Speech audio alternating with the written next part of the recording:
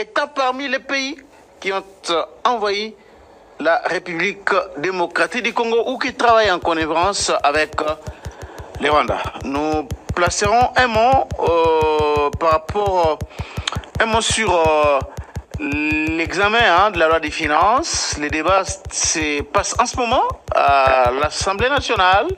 La Première ministre Judith Suminwa a présenté la loi des finances 2025 à l'Assemblée nationale. Nous allons aussi répondre à un certain nombre de questions adressées à notre invité, des questions liées à la révision de la Constitution ou les changements de la Constitution, parce que c'est là les grands débats.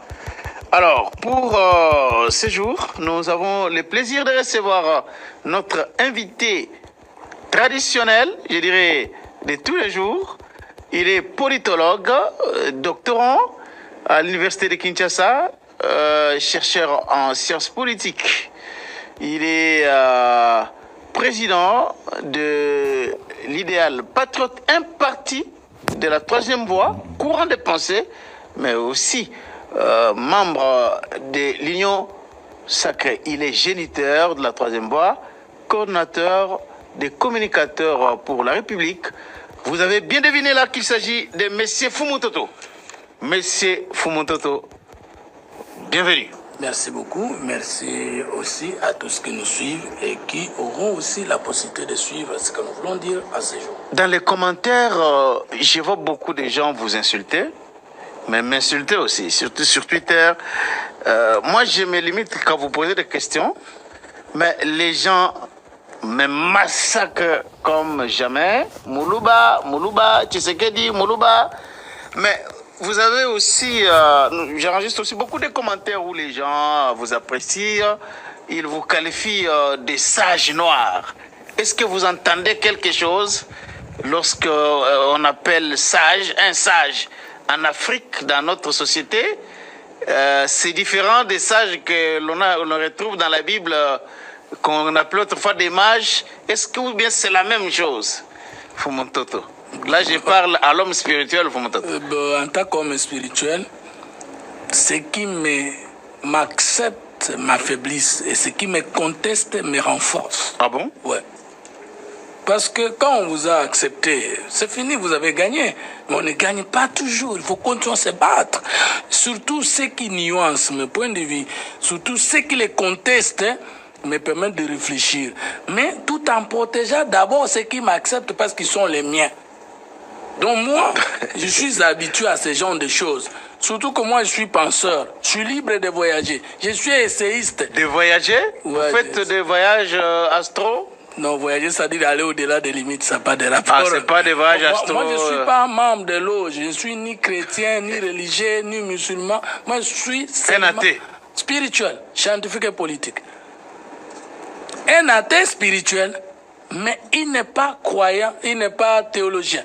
Un athée spirituel? Oui, un athée spirituel. Donc il ne croit en rien du point de vue de l'esprit? Non, un athée est un croyant parce qu'il ne peut pas contester l'existence de ce qui n'existe pas. Non, les athées ne croient pas ni en Dieu, ni en quoi. Donc, si vous voyez voilà un athée qui me dit qu'il ne croit pas, ils sont nombreux. Amenez-le-moi, je vais l'aider à comprendre que c'est un grand croyant en Dieu. Parce qu'il n'a jamais été au ciel pour voir que Dieu n'y est pas, afin de douter. Parce qu'un athée est censé être un scientifique. Mais tu n'as jamais été au ciel. Comment tu vas dire que Dieu n'existe pas, alors que ceux qui l'ont cru ont dit qu'il est au ciel?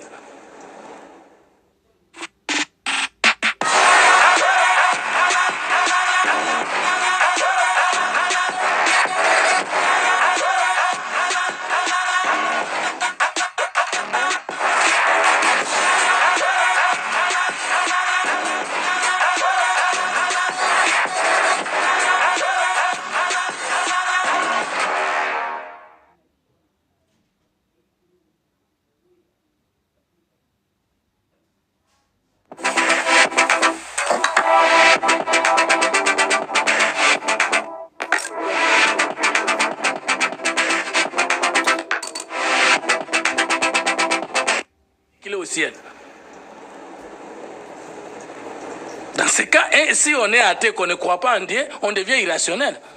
Oh, mais les athées ne croient pas en Dieu, c'est clair. Non, est-ce que vous avez ça, compris? C'est votre définition de l'athéisme. Athée, ça ne veut pas dire celui qui ne croit pas. Ouais. Ça veut dire celui qui ne croit pas à un Dieu qu'on lui a présenté. Mais ce n'est pas... en Dieu. Non, c'est faux. C'est une très mauvaise. L'homme est un être croyant de par essence. Et l'athéisme est la divinité même d'un athée. Ah bon? Oui. Donc, voilà. Donc, il faut accepter la contestation. C'est à force d'être contesté. Doctrine qui nie l'existence de Dieu. Point. Non, c'est l'attitude de quelqu'un qui nie l'existence de Dieu. Bon, mais incroyance religieuse. Mais en philosophie, voilà. Raisonnons tous ensemble. Est-ce qu'on peut nier l'existence de ce qui n'existe pas? J'ai lu la définition de Larousse. Non, mais ça, c'est moi, je suis scientifique.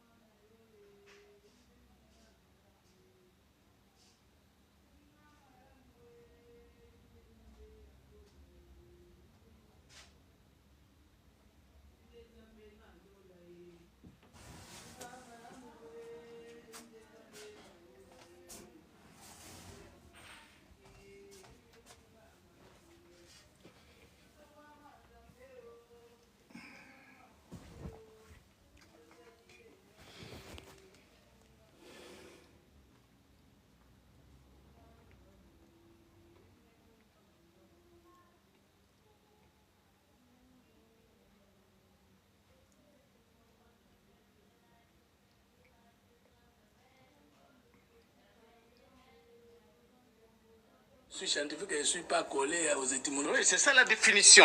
Lorsqu'on parle de l'athée, c'est celui qui ne croit pas en Dieu. Alors, on reviendra. De toute façon, vous avez compris, par exemple, le troisième sexe n'existe pas. Est-ce qu'on peut se faire négativiste du troisième sexe alors que ça n'existe pas? Celui qui nie que Dieu n'existe pas reconnaît lui qui a l'existence d'un Dieu. Parce que s'il était né dans une société où les gens ne croient pas en Dieu, il ne peut pas se faire athée. Bon, il y a beaucoup de théories par rapport à la création du monde, par rapport au ciel que nous voyons. Ça n'a jamais été créé par personne, tout ça. Il y a beaucoup de choses qui se disent là-dessus, mais ce n'est pas le débat du jour. J'ai toujours souhaité connaître ce débat. Revenons maintenant. Pour fonder la spiritualité même de l'État congolais. Revenons à nos moutons. Ouais. Félix Tshisekedi en Ouganda, j'ai vu les gens dire qu'il est allé s'humilier devant Yoweri Museveni face à l'avancée du M23 des troupes rwandaises. Le Walikale, aujourd'hui, une localité après l'autre tombe chaque jour entre les mains du Rwanda et les M23. Et face à cette avancée-là, Tshisekedi qui ne sait quoi faire est allé finalement supplier la pitié de Museveni pour qu'il intervienne afin de limiter les dégâts. Comment analysez-vous cette situation, M. Fumoto? Personnellement, je n'ai pas fait partie de la délégation du chef de l'État ou de ceux qui ont accompagné le chef de l'État dans les deux pays que vous venez de citer. Je ne suis pas dans les chefs de l'État pour savoir qu'est-ce qu'il est allé faire là-bas. Donc, je ne saurais pas affirmer les choses. Alors, celui qui a prétendu dire ces choses-là, il est tiré lui d'où? Ils interprètent les body language. Bon. Et ils ont parlé de sécurité pendant 3 heures. Et après, le président a dit qu'il garde l'espoir que ce qu'ils ont dit, les sages, ils croient en la sagesse de Yoweri Museveni, que cela va s'appliquer. Et de son côté, Museveni n'a pas été long. Il a parlé de manière brève. Et les gens pensent qu'il est allé quand même à genoux devant Yoweri Museveni parce qu'il est de notoriété publique que les troupes ougandaises sont sur le sol congolais et qu'il y a de cela 5 jours, Museveni a qualifié la RDC d'un pays failli, un pays en faillite. Mais malgré cela, le président Tshisekedi est allé en Ouganda. Hein? Vous savez, le président de chaque pays ou le chef de l'État de chaque pays du monde est le premier diplomate de son pays. Et que la diplomatie est aussi perçue comme une maison d'armes dans laquelle les États se blessent en blaguant. Il n'y a rien qui prouve que ceux qui mutasekinde à l'ingio, ceux qui mutandiminde à yokio. Et lorsque le président dit que j'ai espoir que les paroles qui ont été données seront respectées, ça veut dire que le président reste dans lui et non dans ce qu'ils disent. Deuxième élément. Il croit en la sagesse de Yoweri Museveni qui jusque-là s'attaque à la RDC lorsque quelqu'un qualifie votre État d'un État en faillite et que vous croyez en sa sagesse, c'est compliqué, hein? Ce qui est vrai, c'est que tous ces pays se stabilisent aussi par l'insécurité qu'ils imposent à la République démocratique du Congo. Le président n'est pas ignorant de cet état des choses. Mais même pendant les hautes tensions de la guerre, les pays en guerre négocient toujours. La diplomatie reste toujours de mise. Je ne veux pas reprocher le chef de l'État d'avoir été en Ouganda, mais il y a un mot, une expression en anglais qui dit wait and see. Donc, nous encourageons tous les efforts et tous les moyens que le chef de l'État peut appliquer pour nous faire gagner la paix. Mais je ne crois pas, moi, à la bonne volonté des Rwandais et des Ougandais. Moi, je crois, vous ne croyez pas? Je ne crois pas à la coopération bilatérale entre la RDC et l'Ouganda, que cela peut apaiser la situation? Il faut la montée en puissance de notre armée, la rationalité, la cohérence de la politique étrangère congolaise. Ça se fait toujours entendre jusque-là, hein? Non, on ne sait pas. C'est une guerre. Hein? Il ne s'agit pas de la blague. Hein? Le Congo est convoité, le Congo est attaqué, c'est une guerre des minéraux. Peut-être qu'il n'y a que nous-mêmes, les Congolais, qui ne comprenaient pas la gravité du danger qui nous guette. Alors, la manière dont les gens critiquent la politique du chef de l'État, les voyages du chef de l'État, c'est comme s'ils ne savent pas que le problème est plus profond qu'on ne l'imagine. Mais là, on parle de l'échec de Tshisekedi. Hein? Il parle de l'échec de Félix Tshisekedi, du régime Tshisekedi qui, en venant au pouvoir, il avait des prétentions comme quoi il allait rétablir la paix. Mais jusque-là, Tshisekedi, issu d'un parti politique qui ne s'acharnait que sur Kabila, aujourd'hui, n'arrive pas à rétablir la paix à l'est du pays. Voilà pourquoi il pointe du doigt Tshisekedi comme étant celui qui est à la base de l'échec. Combien de mois Poutine a-t-il donné à Kiev d'être battu? C'était moins de mois. Aujourd'hui, ça vient de prendre combien de mois? 2 ans.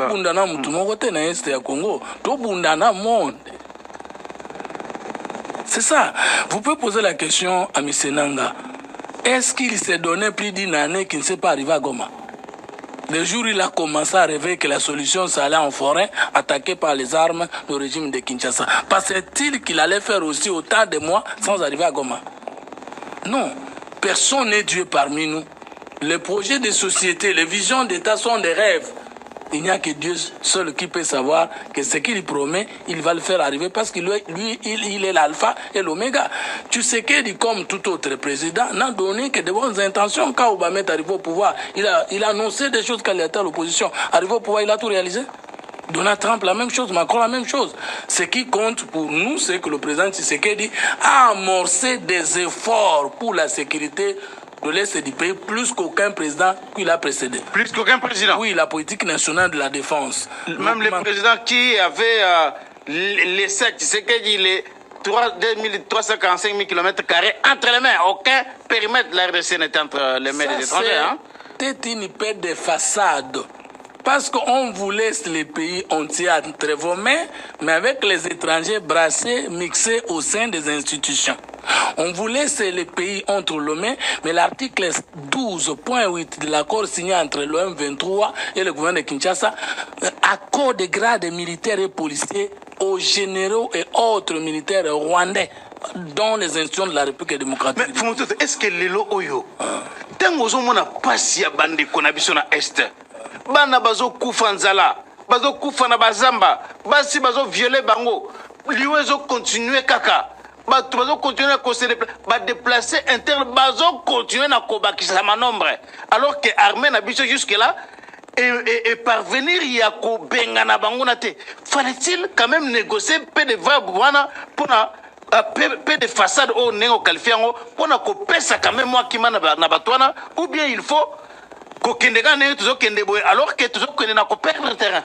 Le problème c'est que nous devons ouvrir à la fois plusieurs fronts. Les fonds populaires, les fonds diplomatiques, les fonds humanitaires, comme venait de le dire, les fonds militaires, les fonds diplomatiques. Il ne faut pas qu'on puisse négliger un front. Et moi, je pense, les fonds politiques. Les fonds politiques. Et je pense que le salut du Congo viendra d'abord de la prise de conscience individuelle et collective de tous les Congolais, du danger qui nous guette. Et que la guerre à l'est du pays est plus que la question d'un simple régime de Tshisekedi et de Kabila soit-il. La menace est forte, et dure et sérieuse.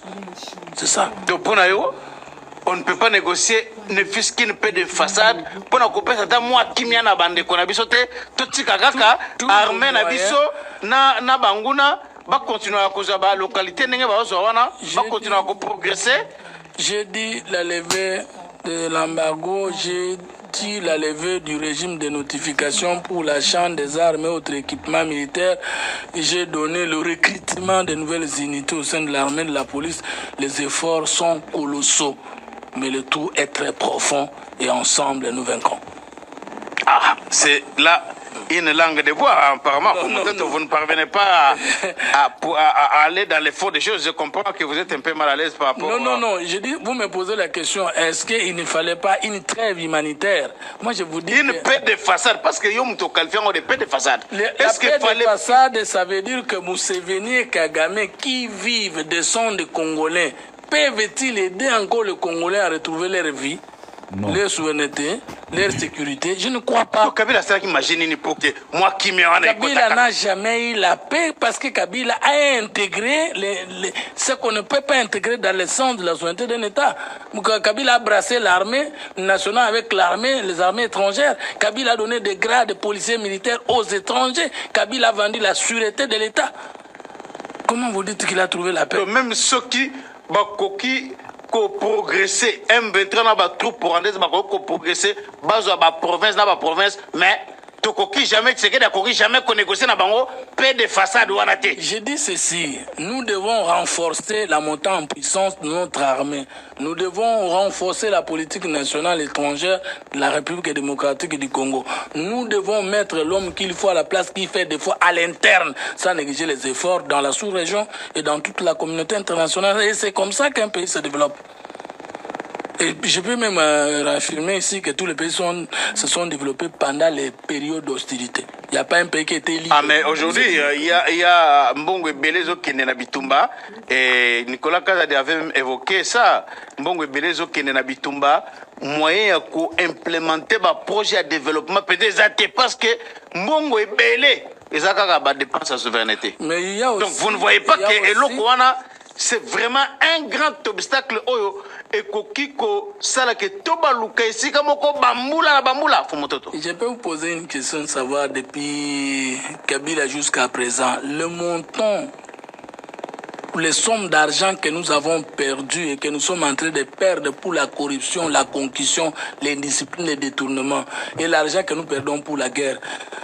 Quelle est la somme la plus colossale? En tout cas, c'est les dépenses de souveraineté. Hein? Merci, les dépenses de souveraineté. Et l'argent que nous détournons, ne pouvait pas nous aider à renforcer pour les dépenses de la souveraineté. Mongwana taso ba récupérons kaka mingi parti belé na effort de guerre. 1 million de dollars disparus sous Nicolas Kazadi.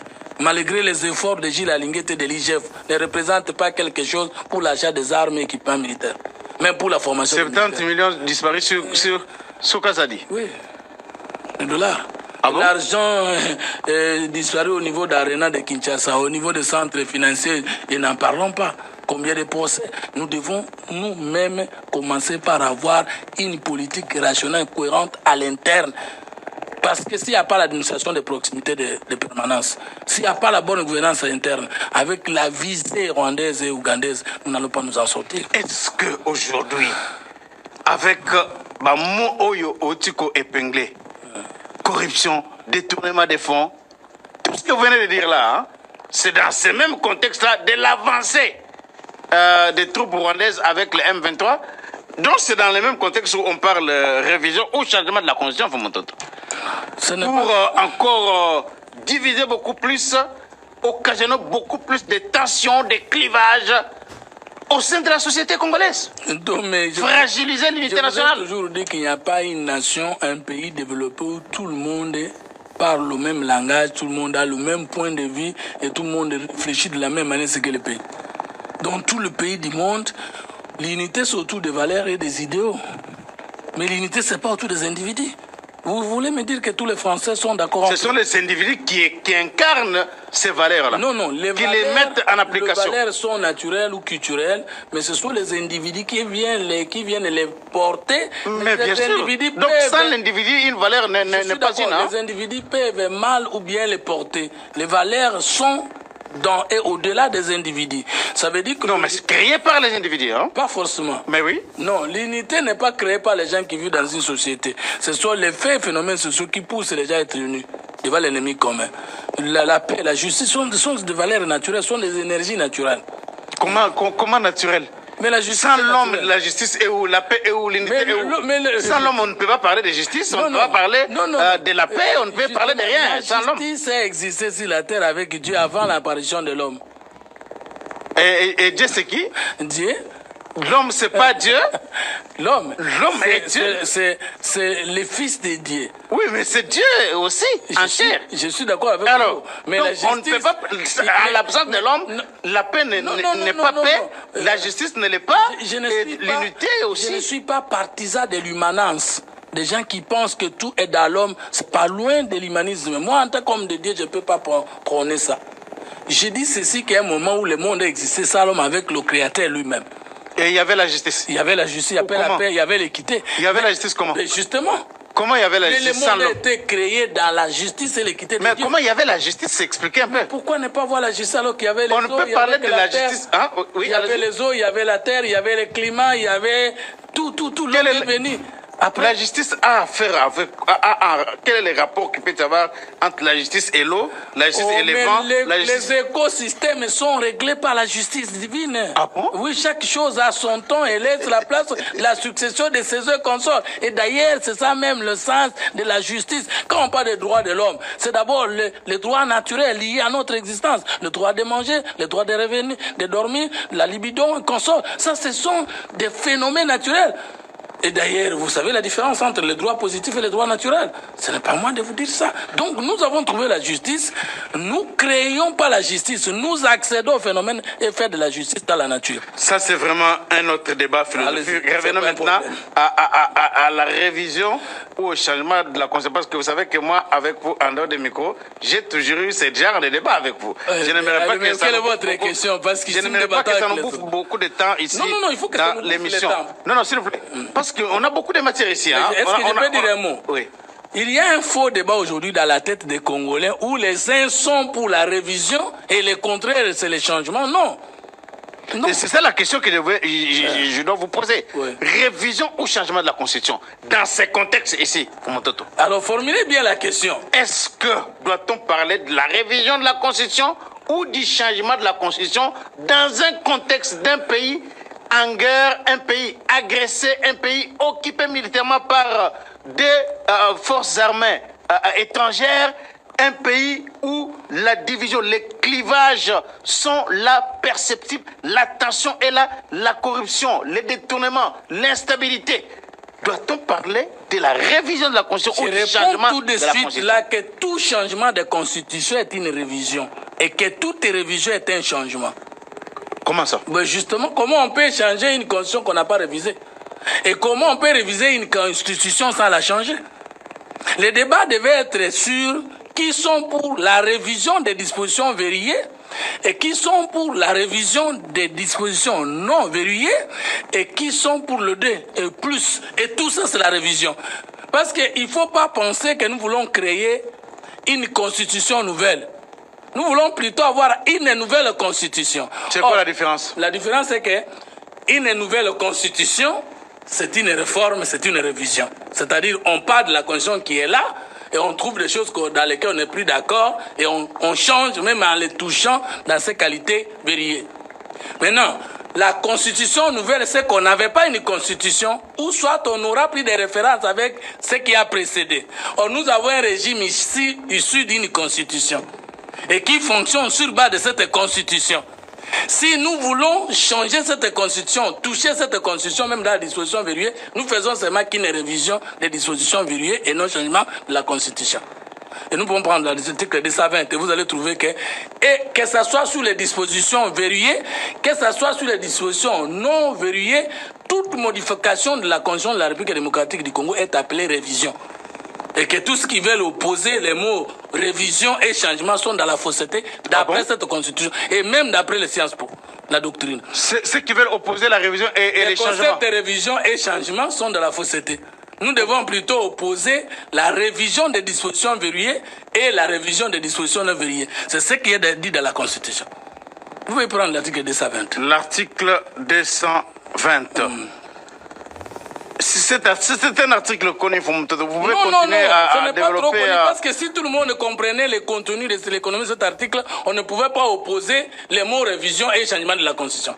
Il y en a qui disent pas de révision, carrément le changement. Oui, non, mais ce n'est pas ça. À la révision. Mais regardez, les législateurs a prévu. Non au changement de la Constitution. Mais regardez, les mots révision, les révisions est utilisé et pour sur les dispositions verrouillées et sur les dispositions non verrouillées. L'article 220. L'article 220 dit ceci. La forme républicaine de l'État. Là, il y a un débat aussi. Allez-y. Les principes du suffrage universel. La forme représentative du gouvernement. Les nombres et la durée des mandats du président de la République. L'indépendance du pouvoir judiciaire. Le pluralisme politique et syndical ne peuvent faire l'objet d'aucune révision constitutionnelle. Ça, c'est l'alinéa premier du titre de la révision constitutionnelle. Et l'alinéa deuxième de l'article 220 est formellement interdite toute révision constitutionnelle ayant pour objet ou pour effet de réduire les droits et libertés de la personne ou de réduire les prérogatives des provinces et des entités territoriales. Vous voyez, le législateur dit ceci. Je ne veux pas les révisions sur les dispositions verrouillées. Est interdite toute révision visant le changement ou portant sur...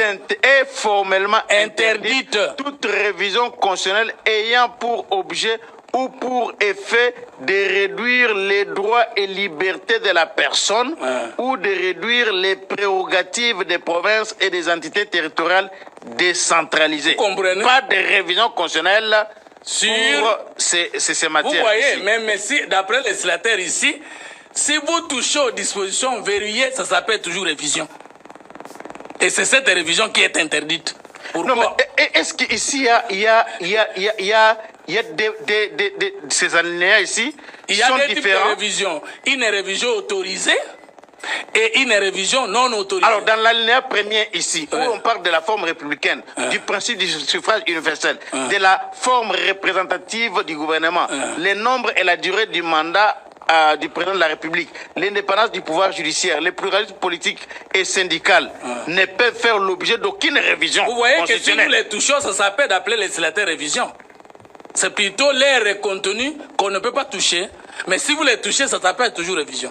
Oui. Je ne sais pas si vous comprenez ce que je suis en train de donner comme nuance. Non, ici, il refuse qu'on ne parle pas de révision. On ne dit pas changer là-bas. Le législateur n'a pas utilisé. Si vous voulez toucher à ces dispositions-là, on dit seulement on a révisé les dispositions verrouillées. On ne dit pas. Dans les deux alinéas ici, on refuse la révision.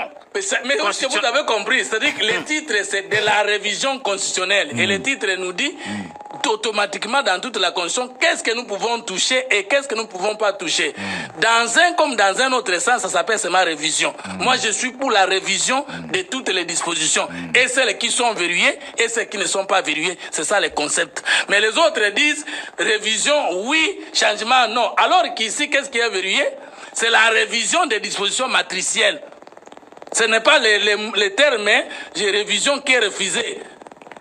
C'est plutôt le terme révision des dispositions verrouillées. Bonjour Mondo. Mais on ne peut pas opposer, d'après cette constitution, changement de la constitution et révision de la constitution. Mais, Fumutoto, si on bascule dans une autre forme républicaine de l'État, là, on parlera de la révision et non du changement. On parlera de la révision parce qu'on partira des institutions avec les animateurs actuels.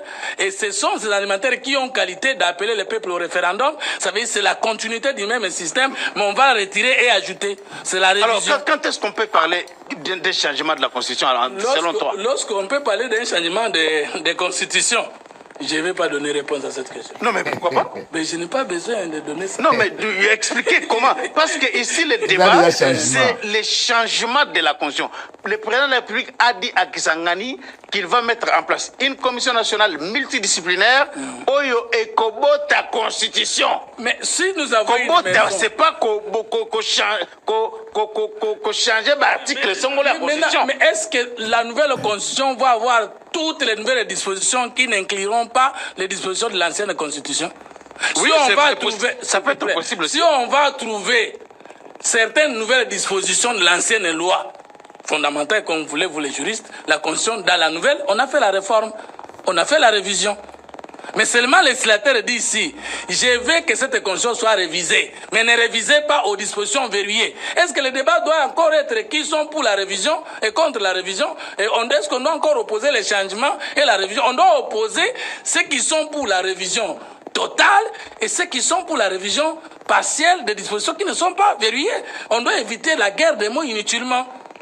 2. Est-ce que nous allons inventer une république où nous allons partir des poussières des anciennes républiques? Et lorsque nous partons des acquis des anciennes républiques, on n'est pas en train d'inventer une nouvelle constitution, une constitution nouvelle. On est en train de réformer en touchant aux dispositions verrouillées. Il faut que les politologues et les juristes nous aident à faire comprendre notre peuple comme ça.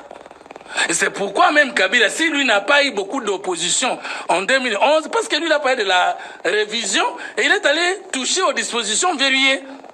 Et les gens ne comprenaient pas. Maintenant, nous, de l'Union sacrée, nous disons, nous allons changer la Constitution. Nous n'allons pas changer la Constitution. Nous voulons plutôt réviser la Constitution dans cette disposition aussi verrouillée. C'est ça la communication qu'il faut assumer.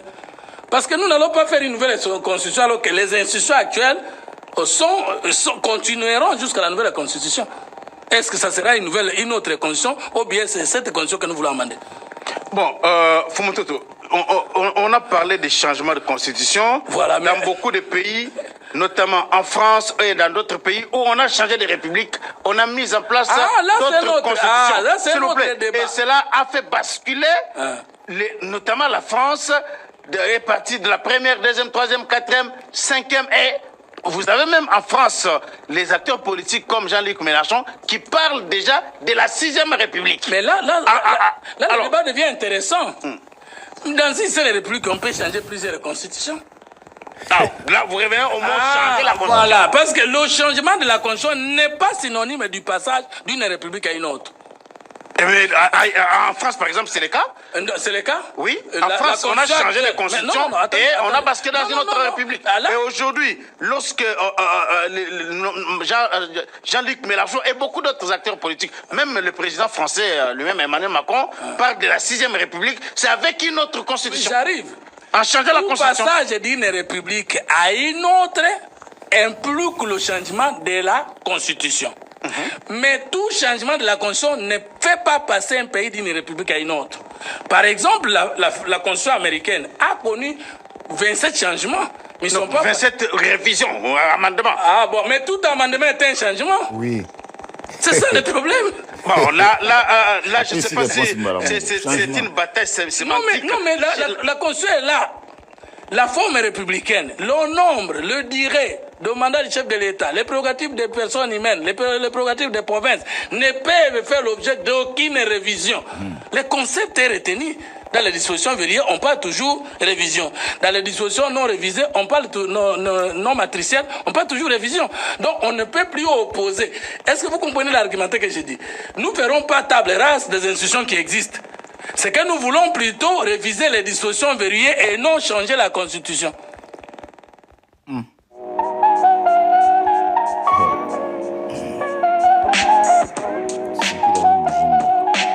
La Constitution. C'est ça. Je voudrais que les politologues, les juristes entrent dans ce débat-là. Oui, les juristes. La 4e République.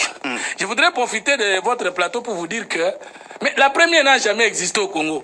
La deuxième n'a jamais existé au Congo. La troisième non plus. Mais comment passe-t-on de quelque chose à une république? Parce qu'à travers le monde, l'État a plusieurs formes, mais l'État n'a que deux fonds. L'État est soit royal, monarchique ou républicain. Mais quand est-ce qu'on peut dire qu'on est dans une république? Et quand est-ce qu'on peut dire qu'on a quitté? Quand la France est passée de la monarchie française à la République de la France, nous avons des bouleversements philosophiques. Nous avons des bouleversements sur les concepts et la conception même de l'État. Est-ce que nous voulons inventer l'État ou nous trouvons plutôt que la Constitution ici dans sa forme? Mais nous pouvons aussi inventer l'État. C'est ça même le débat dans beaucoup de pays de l'Afrique de l'Ouest. C'est pour que les Africains puissent réinventer l'État. Pas s'aligner sur les modèles occidentaux. Totalement d'accord avec vous. Voilà. J'assume, étant le géniteur de la troisième voie et disciple de la troisième Afrique, je vais la troisième Afrique. Oui, moi je parle de la troisième. Donc il y a eu déjà des Afriques. Il y a des Afriques antiques qui étaient la superpuissance mondiale. Et l'Afrique suiviste qui nous tue, et l'Afrique que nous allons inventer, pas celle du passé, mais pas celle du présent, mais l'Afrique qui était promise par Kimbangu, par Lumumba, par Jésus, et que nous devons assumer par de nouveaux courants de pensée. Cette Afrique-là, je l'attends et je suis parmi les partisans. Le jour où nous allons parler de cette Afrique-là, c'est alors que nous allons parler des changements de la Constitution. Mais lorsque nous allons imiter le système politique français, belge, nous allons presque imiter le système politique de Mobutu. Non, là, ce n'est pas la révision. Ça, ce n'est pas le changement, ça, c'est la révision. Même si nous touchons aux dispositions verrouillées. Donc, mais ici, dans le débat, lorsqu'on dit que le président Tshisekedi a parlé d'une constitution qui doit refléter nos réalités. Ça veut dire quoi? Qu'est-ce que vous avez compris par là? La constitution qui va refléter nos réalités ne veut pas dire qu'on ne va pas imiter les réalités des autres. Parce que tous les doctrinaires en droit, en sciences politiques, en philosophie, qui feront l'objet et de toutes les autres disciplines, qui feront l'objet de cette commission nationale, n'ont pas qui feront partie de cette commission nationale, n'ont pas le cerveau africain. À 95%. Comment n'ont pas le cerveau africain? Mais ce sont des intellectuels issus des courants de pensée des autres peuples. On va imiter... Ils ne connaissent rien de leur terroir. Je ne dis pas qu'ils ne connaissent moi. Mais ils peuvent puiser dans leur terroir. Ils se servent avec ce qu'ils ont appris ailleurs et ils mettent en symbiose. Vous avez compris un système... Il ne sera question d'une révision. Lorsqu'on parle de ce qu'on a, on ajoute quelque chose, on n'a pas changé. Et si on a changé, c'est dans le sens de réformer. Mais nous avons étudié la sociologie à l'UNIKIN. Est-ce que l'école belge existe? Oui. L'école française de sociologie existe? Oui. Est-ce que l'école congolaise de sociologie existe? Est-ce que la pensée politique congolaise existe? Non. Nous allons prendre seulement les doctrinaires, les spécialistes qui eux-mêmes sont les disciples des experts et doctrinaires occidentaux. Il y a dans l'UNIKIN ici des gens qui sont experts en Karl Marx, à Balandier, à John Locke et consorts. En philologie romane. En philologie romane. D'abord, la faculté de droit. À l'Antiquité grecque. La faculté de droit elle-même dit quoi? Nous sommes de la famille romano-germanique d'Hydro. Où est le Congolais? Où sont nos réalités? Si le chef de l'État va aller jusqu'au bout, il va nous donner la constitution à la Congolaise, ça sera le changement de la constitution. Mais s'il va se référer à la science occidentale, à la religion occidentale, au système politique occidental, mais ça ne sera pas le changement de la Constitution, ça sera la révision. YouTube-Videos gucken macht Spaß, oder? Aber während du YouTube-Videos guckst, verdiene ich und mittlerweile viele andere Menschen auch tagtäglich. La Constitution, ça sera la révision. Donc pour vous, vous dites que la 4e République, qu'on n'en parle pas, mais parce que la première n'a jamais existé. Comment Comment aujourd'hui sommes-nous arrivés à la 3e République? Alors, je vais vous poser une question très simple de débat. C'est à moi de poser des questions. Parce que le chef a voulu que nous allions dans cette commission-là. Mobutu est né dictateur, il est mort dictateur. Il n'a jamais reçu le pouvoir du peuple, il ne l'a jamais laissé entre les mains du peuple. Quand est-ce qu'il a été animateur d'une République au Congo? Entre nous soit dit. Mouzé est né dictateur, il a pris le pouvoir par les armes et il est mort par un coup d'État. Quand est-ce qu'il est devenu républicain? Pour que nous puissions après lui avoir la 3e République. Joseph Kabila est arrivé au pouvoir à la suite d'un coup d'État et la mort de son père. Lui-même n'a jamais été élu avant d'arriver au pouvoir en 2001. Il est allé au référendum vers le peuple en violant le peuple parce qu'il n'a jamais été un élu du peuple. Comment vous allez dire que nous avons connu une 3e? Mais ils ont dirigé le pays sur base de constitution. Est-ce que vous comprenez, mes chers compatriotes? Oui, je comprends. Pour qu'il y ait une république, il faut qu'il y ait une constituante, même à la suite d'un coup d'État. Mais il y a eu beaucoup de constituantes. Mais les constituantes qui n'ont jamais... Non, il y a eu beaucoup de commissions... Oui, il y a des constituantes, mais... Attendez, il y a eu des constituantes et des commissions constitutionnelles, mais qui n'ont jamais été assumées par la constituante avant d'aller vers le peuple. La commission de Louabour, faute. La commission de Mobutu, faute. La commission de Kabila, faute. C'était des commissions des individus. Nous n'avons jamais été une république. Il ne faut pas qu'on nous humilie. Nous avons étudié. Et surtout, nous, moi je ne suis pas panafricaniste, je suis africain tout court. Je suis penseur africain, je suis politologue congolais. J'ai pensé, moi, que nous serons... Vous n'êtes pas panafricaniste? Quand vous amenez... On aura un débat sur le panafricanisme parce que je vous avais aussi suivi quelque part. Vous avez effleuré un certain nombre de choses qui m'avaient un petit peu choqué un peu, mais on en parlera. D'accord, on en parlera parce que moi je suis panafricaniste. On en parlera un jour. Je ne suis pas panafricaniste. Alors, revenons à ce que le notaire est en train de dire. Donc, pour vous, la République n'a jamais existé. Pour qu'il y ait une République, il faut qu'à la suite d'un coup d'État ou de tout ce que vous pouvez vouloir, que finalement, les pouvoirs ou les putschistes organisent les élections, qu'après on aille vers le peuple. Et que le peuple ait élu le président de la République dans les cas d'espèce, et le président du Sénat, le président de l'Assemblée nationale, se sont tés avec le Premier ministre issu de cette architecture-là qui vont constituer la constituante, excusez-moi le terme. Ils vont instituer une commission constitutionnelle. Et dès que la commission technique pour la rédaction du projet ou de la proposition de la constitution termine, la constituante des élus du peuple en assume et va au référendum. Le peuple se prononce oui, maintenant, la République commence. La République congolaise n'est jamais née. Quand vous allez dans les 4 éléments constitutifs de l'État en droit, on vous donne quoi? Les peuples, les territoires, les pouvoirs originels. Est-ce que le pouvoir congolais est originel? Parce que nous sommes nés avec la loi fondamentale belge. Et depuis qu'on nous a donné cette loi de transition, nous n'avons jamais eu une constitution référendaire issue des élus du peuple. C'est peut-être le chef de l'État, le président Tshisekedi, qui aura la chance de nous donner une première constitution de la République. Là, vous avez parlé... moi, je dis, nous aurons plutôt une première République et non une 4e, parce que les 3 premières n'ont jamais existé. Alors, ici, il est aussi question de... la souveraineté du peuple. Il y a beaucoup de débats là-dessus. Hein. Lorsque vous lisez l'article 5 de la Constitution qui parle de la manière dont la souveraineté est exercée. Mais ici, dans notre Constitution actuelle de 2006, il y a des interdictions même à ce peuple-là d'exercer sa souveraineté. Qu'est-ce que vous attendez? Parce qu'il y a des articles verrouillés sur lesquels le peuple n'a même pas le pouvoir. Merci. Vous voyez, c'est ça, vous venez de poser la meilleure des questions. Kleine Unternehmen planen ständig ihr nächstes Projekt. Mit der Domain... Vous venez de poser la meilleure des questions. Si on savait, si on reconnaissait au Congo à qui appartenait ou appartiendrait la souveraineté, est-ce que les débats sur on doit réviser les dispositions verrouillées ou non devaient exister? Ce que tu as dit que ndako est à Charlequin. Tokosa débat na nalinga vanda kuna na nalinga te katono na nalinga afutela. Non, il revient au propriétaire de cette maison de la disposer ou pas. C'est ça un droit. C'est la faculté de disposer ou d'aliéner sa qualité. C'est pas ça le droit. C'est ça. J'ai le droit de. Ça veut dire j'ai le pouvoir de jouir ou de dire, de disposer, c'est-à-dire de vendre ou de donner à quelqu'un d'autre. Voilà, vous venez de soulever la meilleure question et vous allez voir. Ici, dans cette constitution, il y a 3 souverains. 3 souverains? Il y a 3 souverains.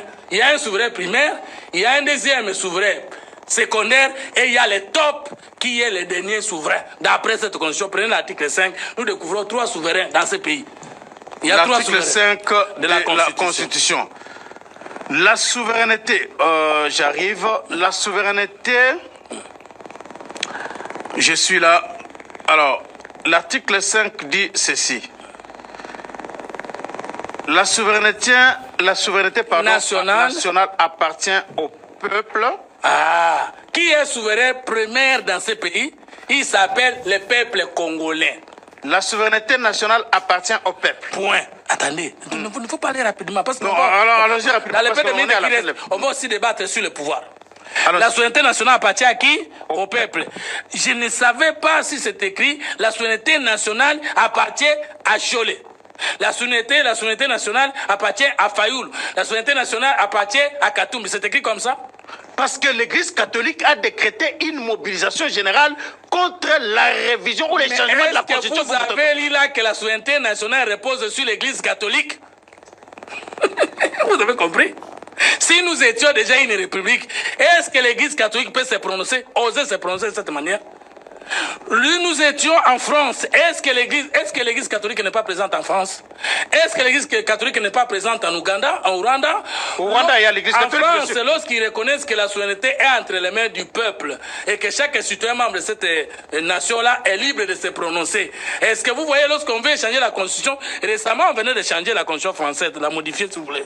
Est-ce que l'Église catholique s'est prononcée? Mais l'Église gardienne de la paix, de la stabilité d'une société, elle ne peut pas intervenir pour demander au président, tel qu'ils l'ont fait dans le mémorandum qu'ils ont remis au président en juin, pour demander au président de ne plus toucher aux dispositions verrouillées afin de préserver la paix. Si quelqu'un communique de cette manière-là, il n'insulte pas le président de Tshisekedi, il insulte tout un peuple congolais. Parce que l'article 1er, la République démocratique, vous pouvez lire, est un État laïque. Ça veut dire que ça ne permet à aucune religion de prendre position sur les questions d'actualité politique. Oui. Ah bon? Mais que chaque membre d'une église, s'il veut donner un point de vue comme citoyen congolais, c'est de son droit, qu'il le donne individuellement. Parce que l'église est apolitique, qu'autour d'une question d'hypersensibilité politique, l'église n'a pas le droit de prendre position. Ah bon? Mais parce que c'est... Même si ça va dans l'intérêt de la paix. Non. L'article 1er dit ceci. La République démocratique du Congo est dans ses frontières du 30 juin 1960, un État de droit indépendant, souverain, uni et indivisible, social, démocratique et laïque. Maintenant, laïque, ça veut dire dans le pouvoir de jouir ou de dire, de disposer, c'est-à-dire de vendre ou de donner à quelqu'un d'autre. Voilà, vous venez de soulever la meilleure question et vous allez voir. Ici, dans cette constitution, il y a 3 souverains. 3 souverains. Il y a 3 souverains. Il y a un souverain primaire, il y a un deuxième souverain secondaire et il y a le top qui est le dernier souverain. D'après cette constitution, prenez l'article 5, nous découvrons 3 souverains dans ce pays. Il y a 3 souverains. L'article 5 de la Constitution. La souveraineté, j'arrive. La souveraineté... Du bist aktuell arbeitslos und hast Interesse an der IT, bist kommunikativ und motiviert, etwas an deiner Situation zu verändern. Dann aufgepasst, und zwar kannst du mit dem FI, dem... La souveraineté... Je suis là. Alors, l'article 5 dit ceci. La souveraineté nationale appartient au peuple. Ah, qui est souverain premier dans ce pays? Il s'appelle le peuple congolais. La souveraineté nationale appartient au peuple. Point. Attendez, il ne faut pas aller rapidement. Parce que allons-y rapidement. Dans le pays de Minutes, on va aussi débattre sur le pouvoir. La souveraineté nationale appartient à qui? Au peuple. Je ne savais pas si c'est écrit la souveraineté nationale appartient à Cholet. La souveraineté nationale appartient à Fayoul. La souveraineté nationale appartient à Katoum. C'est écrit comme ça? Parce que l'Église catholique a décrété une mobilisation générale contre la révision ou les changements de la Constitution. Vous avez lu là que la souveraineté nationale repose sur l'Église catholique? Vous avez compris? Si nous étions déjà une république, est-ce que l'Église catholique peut se prononcer, oser se prononcer de cette manière? Nous étions en France. Est-ce que l'église catholique n'est pas présente en France? Est-ce que l'église catholique n'est pas présente en Ouganda, en Rwanda? Au Rwanda, il y a l'église catholique. En France, lorsqu'ils reconnaissent que la souveraineté est entre les mains du peuple et que chaque citoyen membre de cette nation-là est libre de se prononcer. Est-ce que vous voyez, lorsqu'on veut changer la constitution, récemment on venait de changer la constitution française, de la modifier si vous voulez. Est-ce que l'église catholique s'est prononcée? Mais l'église gardienne de la paix, de la stabilité d'une société, elle ne peut pas intervenir pour demander au président, tel qu'ils l'ont fait dans le mémorandum qu'ils ont remis au président en juin, pour demander au président de ne plus toucher aux dispositions verrouillées afin de préserver la paix. Si quelqu'un communique de cette manière-là, il n'insulte pas le président Tshisekedi, il insulte tout un peuple congolais. Parce que l'article 1er, la République démocratique, vous pouvez lire, est un État laïque. Ça veut dire que ça ne permet à aucune religion de prendre position sur les questions d'actualité politique. Ah bon? Mais que chaque membre d'une église, s'il veut donner un point de vue comme citoyen congolais, c'est de son droit, qu'il le donne individuellement. Parce que l'église est apolitique, qu'autour d'une question d'hypersensibilité politique, l'église n'a pas le droit de prendre position. Ah bon? Mais parce que c'est... Même si ça va dans l'intérêt de la paix. Non. L'article 1er dit ceci, la République démocratique du Congo est dans ses frontières, du 30 juin 1960, un État de droit indépendant, souverain, uni et indivisible, social, démocratique et laïque. Maintenant, laïque, ça veut dire, dans ce pays-là, il n'y a pas la religion d'État et il n'y a pas une tendance religieuse qui est semblable à l'État ou qui est comme l'État. Nous ne sommes pas un État pontifical. Alors, d'où vient l'Église catholique ici? La souveraineté nationale appartient au peuple. Alors, le président Tshisekedi dit, nous allons consulter les propriétaires. Et vous vous dites, vous n'allez pas les consulter entre vous et les chefs de l'État qui ne respectent pas les Mais le président Tshisekedi a lutté aussi, a combattu à côté de cette église catholique aujourd'hui. Que vous critiquez. Non, l'IDPS pour se prononcer sur les questions d'intérêt général. Quand l'IDPS est né en 1982, tous les présidents catholiques, 95% étaient avec Mobutu. Quand l'IDPS a lutté contre cette constitution, les présidents catholiques étaient avec Kabila. L'IDPS s'est rencontré par moment avec l'église catholique, mais le combat de l'IDPS n'est pas le combat de... Non, mais en 2005, l'église catholique avait lutté contre les référendums pour la constitution de 2006. Le comportement de l'église catholique congolaise, encore faudra-t-il dire, il ne s'agit pas de l'église catholique congolaise, il faut dire de certains prélats catholiques politiciens. Mais la déclaration aujourd'hui, c'est la déclaration de la CENCO. Mais la CENCO, ce n'est pas l'église catholique universelle. Non, je suis désolé. De la RDC. Non, mais la CENCO, ce n'est pas tous les calotins. La CENCO, ce n'est pas la grande mère qui est l'église catholique. Non, ce sont certains prélats catholiques qui se sont retrouvés dans une structure inventée longtemps après l'implantation de l'église catholique au Congo. Quand l'église catholique est implantée ici avec la colonisation, il n'y avait pas la CENCO. La CENCO peut disparaître, l'église catholique existe. Ne confondons pas les choses. Ce n'est pas la position de l'église catholique. C'est la position de quelques prélats catholiques. Deuxième élément, messieurs les journalistes. Maintenant, quand on dit la souveraineté nationale appartient au peuple, ça c'est la première. Vous voulez ici qu'il y ait une guerre entre les pouvoirs et l'église catholique? Non, parce que c'est là où c'est comme si vous êtes en train d'exciter le président Tshisekedi à affronter l'église catholique qui refuse que l'on révise la constitution dans les articles. Mais ce n'est pas l'église catholique est apolitique, elle ne peut pas avoir une position commune sur la constitution. Il y a des catholiques de l'IDPS, il y a des catholiques du PPRD, il y a des catholiques de la troisième voie, de l'idéal, il y a des catholiques de l'ensemble. Donc, il n'y a pas une position politique catholique. Il y a plutôt des doctrines et des dogmes catholiques. Par exemple, la dogme mariologique, ça existe dans l'église catholique. Tout le monde croit en Marie comme ayant été enlevée, comme étant morte, vierge. Ça, c'est entre eux et les catholiques. Tout le monde croit à ça si vous êtes catholique. Mais la position politique du prêtre catholique n'est pas forcément et ne doit pas, surtout pas, être la position de tout croyant catholique. Alors, ce n'est pas autorisé. L'église catholique romaine, le pape veut dire l'évêque de Rome. Il n'a jamais pris de position politicienne sur l'actualité de l'Italie. Que l'Italie change la constitution, c'est pas la position de l'église catholique. Notre église a exagéré parce que, pas notre église. L'église catholique. Quelques prélats catholiques ont exagéré parce qu'ils ont trouvé un contexte de faire la politique sans le savoir. Maintenant, deuxième souveraineté, l'article 9. L'article 9 de la Constitution. L'article 9 dit ceci. L'État exerce une souveraineté permanente, notamment sur les sols, les sous-sols, les eaux et les forêts, sur les espaces aériens, fluviales, lacustres et maritimes congolais, ainsi que sur la mer territoriale congolaise et sur les plateaux continentaux. Il y a combien de souverains au Congo? La première souveraineté nationale appartient à qui? Au peuple. La deuxième souveraineté nationale appartient au qui? À l'État congolais. Est-ce que l'État congolais, c'est l'Église catholique? Nous ne sommes pas un État pontifical. Si nous étions un État pontifical, la position de l'Église catholique vaut la position d'État. La première souveraineté, c'est le peuple congolais qui a créé sa personnification. C'est ça l'État, la personnification de la nation. C'est ça en droit. La personnification juridique la personnification juridique de la nation. La première souveraineté, c'est le peuple lui-même. La deuxième souveraineté, c'est la superstructure sociale, qui est l'État. L'État qui est le plus grand service public, au service de tout le monde. Troisième souveraineté, article 69 de la Constitution. Article 69 de la Constitution. Article 69 dit ceci. Le président de la République est le chef de l'État. Il représente la nation.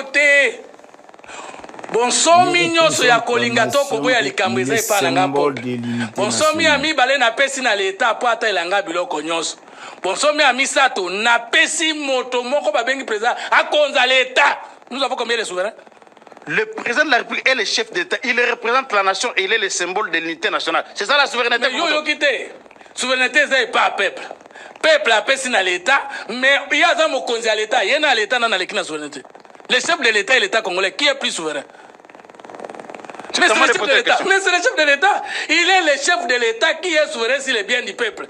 Je ne sais pas si vous avez compris. Le peuple donne ses biens à l'État et le peuple vote un chef de l'État qui est au-dessus de l'État et qui doit exercer la souveraineté. Descendez, vous allez voir la souveraineté là-bas. Il représente la nation et il est le symbole de l'unité nationale. Il veille au respect de la Constitution. La nation sur laquelle la souveraineté repose d'article 5 est représentée par une personne qui est le chef de l'État et président de la République. Vous avez compris, c'est lui le véritable souverain du peuple. Et il veille au respect de la Constitution. Il assure par son arbitrage le fonctionnement régulier des pouvoirs publics. De tous les pouvoirs publics, j'ai ainsi que la continuité de l'État. Kita. Il est le garant de l'indépendance nationale, de l'intégrité du territoire et de la souveraineté nationale. Qui exerce la souveraineté de la République démocratique du Congo entre ses mains. Non, on dit qu'il est le garant de l'intégrité du territoire et de la souveraineté nationale. Mais qui garantit, qui dit que les souverains, je dois les voir ou pas? C'est pas vous, c'est pas moi, c'est pas Chol, c'est pas Fayoulou, c'est le chef de l'État, le président de la République, qui est le garant de cette souveraineté. Vous comprenez que la première souveraineté, c'est entre les mains du peuple. La deuxième, c'est entre les mains de l'État. Et le chef de l'État, c'est celui qui garantit ça. Est-ce que c'est Cholet qui garantit? Est-ce que c'est un président catholique soit-il qui garantit? Il y a combien de souverains au Congo? Il y a le peuple, il y a l'État, il y a le chef de l'État. Est-ce qu'on a cité Moïse Katumbi? Est-ce qu'on a cité l'abbé Cholet? Est-ce qu'on a cité... Alors, rentrez dans l'article 5, vous allez comprendre. L'article 5 de la Constitution. L'article 5 dit... ceci, on a déjà lu cet article. Non, la souveraineté nationale appartient au peuple. On a dit la souveraineté nationale appartient au peuple. Le pouvoir appartient au peuple. Qui directement par voie de référendum, par voie de référendum ou d'élection et indirectement par ses représentants. Le peuple a donc son pouvoir est exercé par trois branches. Soit qu'on le consulte par référendum, c'est son pouvoir. Soit qu'il vote ses représentants, soit que son pouvoir est exercé par les gens qu'il a voté. Où sont les non-élus comme moi? Devant le peuple. Oui, des députés. Alors vous allez dire le peuple est souverain, on ne peut pas le consulter par référendum. Aux quitter. Alors, non, si vous dites-moi, aux quitter. Prenez l'article 149, alinéa 3 et 5, on peut terminer. Nous sommes à la fin de l'émission. Je vais terminer. S'il vous plaît, on est à la fin de l'émission. Fumototo, on peut conclure par là, parce que vous avez parlé des pouvoirs.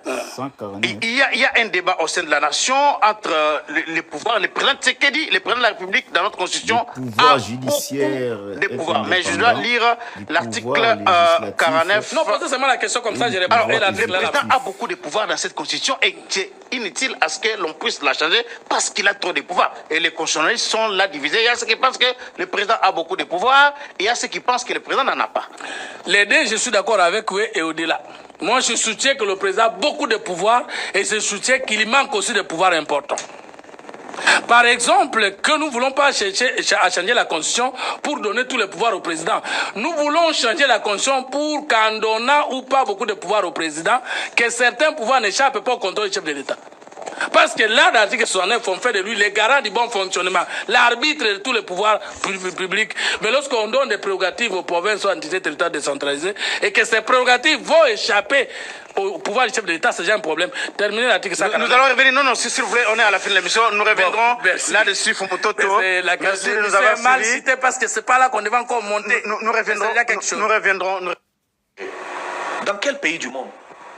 Toutes les constitutions du monde sont toujours sujets à être abandonnées. Révision, oui, et ça prévu Namibeko, mais changement, Kolongola. D'abord, celui qui a promulgué même la Constitution, c'est un rebelle. Kabila, c'est un rebelle. Rebelle? Oui, mais il était un rebelle, il n'était même pas encore élu. Lorsque la Constitution a été promulguée, c'était un rebelle. Il a pris le pouvoir au nom de quoi? Ils sont venus en bord de caoutchouc. Et puis tout d'un coup, ils nous viennent là avec une constitution qu'ils vont promulguer. Et nous devons rester là-bas comme leur esclave pour dire, ok, nous acceptons ça, nous allons continuer. Non, nous voulons notre constitution où ça sera écrit noir sur blanc. Aujourd'hui, dans notre pays, avant d'écouter la vie de la Senko ou de Cholet ou d'Ambongo, il faut d'abord écouter la vie du président des églises de réveil. Parce que nous sommes la première force aujourd'hui religieuse. La première, les catholiques sont derrière nous, vraiment derrière. Plus nombreux que les...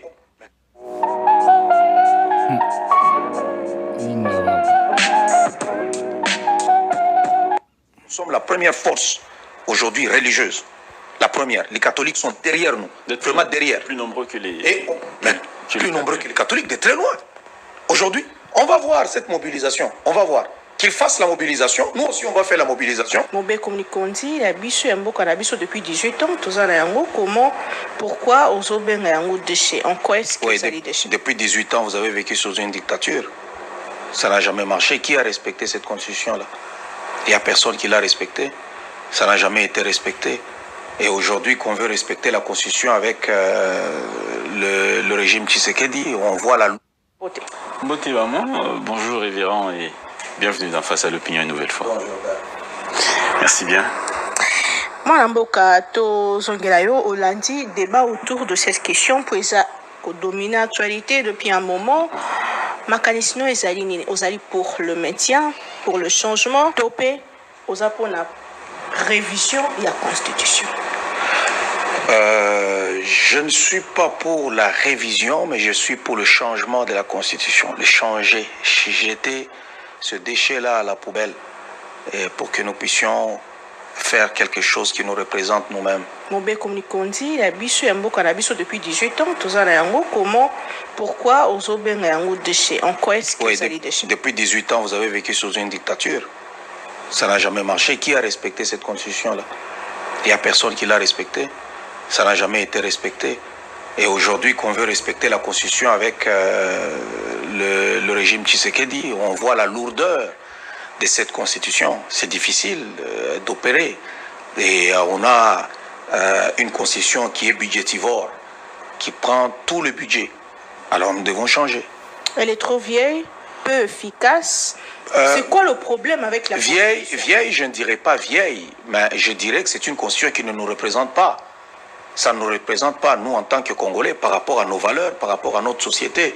Donc, on doit faire quelque chose qui représente par rapport à nos réalités, à notre culture, à notre façon de gouverner et de voir les choses. Et elle est trop lourde pour démarrer juste après les élections. On a pris, je ne sais pas, 6-7 mois pour juste avoir un gouvernement.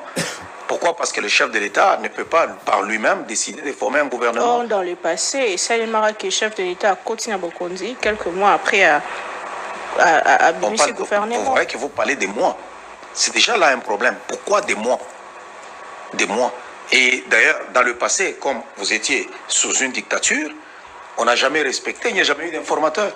En quoi est-ce que... Il n'y a jamais eu d'informateur. Le gouvernement a été formé comme ça. En quoi est-ce que cette constitution de l'État congolaise Toebinenge Salemaki en 2006 après son titre, Congolais qui c'est vrai, na quelques experts étrangers. En quoi est-ce que cette constitution... Pourquoi nous devons d'abord écrire une constitution à nous, mais on doit le faire à l'étranger. Pourquoi? Déjà là, il y a un problème. Pourquoi on doit l'écrire à l'étranger? Et deuxièmement, ils l'ont écrit avec un revolver sur la tempe pour dire non, écoutez, vous devez décider ceci, vous devez accepter cela. Aujourd'hui, on a un pays morcelé avec des petits territoires là-bas qu'on appelle provinces, et ça fait l'apologie du tribalisme. Et c'est tout ça pourquoi? À cause de cette constitution qui est trop compliquée. Pasteur, qui était derrière l'élaboration de cette constitution, et il visait quel intérêt en poussant les Congolais à avoir cette constitution? C'est les gens-là qui nous ont infiltrés. Ceux-là qui nous ont infiltrés. Ce sont eux qui étaient derrière cette constitution-là. Ils nous ont infiltrés. On n'est pas sans ignorer que l'armée est infiltrée. Aujourd'hui, nous sommes en train de nettoyer les services de sécurité, nos pays, nos institutions ont été infiltrés. Alors ceux-là qui ont voulu balkaniser, qui ont voulu déstabiliser le Congo, ce sont eux qui ont fait en sorte que nous puissions avoir une affaire qui ne pourra pas nous permettre de nous développer ni d'avancer. À quel moment on peut se dire que ben voilà, c'est fini, il faut qu'on passe à autre chose, il faut qu'on change maintenant la constitution? Quels sont les éléments? C'est maintenant. Maintenant, là. Maintenant, on ne peut pas attendre demain. Maintenant, pourquoi? Qu'est-ce qui occasionne, quel est l'élément phare à partir duquel on peut dire c'est maintenant? L'élément phare, c'est du fait qu'on a passé d'abord 6 mois sans gouvernement. Là, le chef de l'État qui a les capacités, ou comment je peux dire le mot que je peux utiliser, qui a le droit, selon la Constitution d'ailleurs, qui lui permet de changer, lui, le chef de l'État, ou soit le peuple, et nous constatons que quelque chose ne marche pas. Aujourd'hui, le tribalisme au pays, ça ne marche pas. Pourquoi? Parce que si tu es du Kasaï, tu dois rester chez toi au Kasaï. Si tu es du Bandundu, tu dois rester chez toi au Bandundu. Si tu es du Katanga, tu dois rester... Écoutez, ça fait l'apologie du tribalisme. Et c'est maintenant, on ne peut pas attendre demain. Et nous ne pouvons pas céder une partie de notre territoire pour la paix, au nom de la paix, à un groupe de gens ou à un pays africain. C'est maintenant. C'est maintenant. On ne peut pas attendre. Et ce moment on pense que question à constitution et bemi opinion et kabol opinion selon bakan ba bazali na opposition balobi te basimba te ba bazana pouvoir bazo soutenir pouvoir balobi solo basimba. Parce que concrètement bozo ko reprocher constitution onani. Et si il faut changer quoi? Poto kenango wa. OK. Il faut tout changer. Jeter ça à la poubelle, brûler même ça.